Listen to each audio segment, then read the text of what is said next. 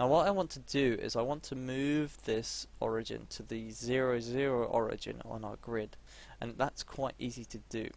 So we're going to learn another shortcut, and that is kind of the undo in either scale or location. And that anything, if you want to sort of undo a movement, for example, or undo a scaling, we can hit either the S or G key, but we're going to combine that with Alt. So we're going to hit Alt G, and what that will do is it will clear the location of our object, and that will reset that corner to the middle of our grid here.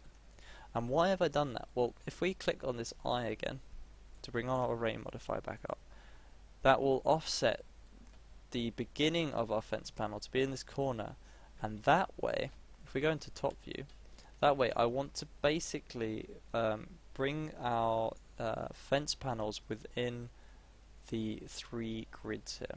And the reason I'm doing that is actually a very fundamental aspect of creating game assets, and that's modularity. This is a whole nother topic that could be a whole other video, but what we want to do is basically create one fence panel that we can then duplicate and reuse. And by making it to the grid, we're able to make sure it snaps correctly. So I'm going to roughly bring our, let's just see where that square is. So we're going to bring this value down a bit. Probably see what 1 does. No, it needs to be a bit more. So we'll try 0. I'm sort of eyeballing this. So do 1.05. No, it needs to be a bit more. No, it needs to be a lot more.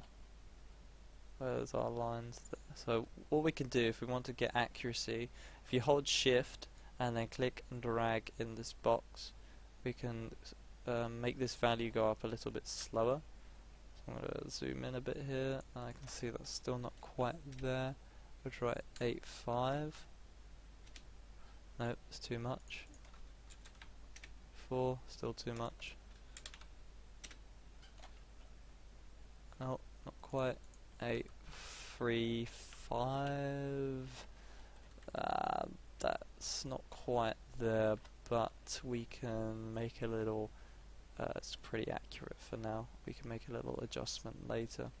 So as you can see here, we've duplicated our fence panel in an array. We can hide that. And yeah, so what we've got here is the start of our fence panel. And in the next video, we will cover on how to finish this up and how we can begin texturing the fence panel. So I hope this video has been useful for you, and I'll see you very soon in the next video tutorial.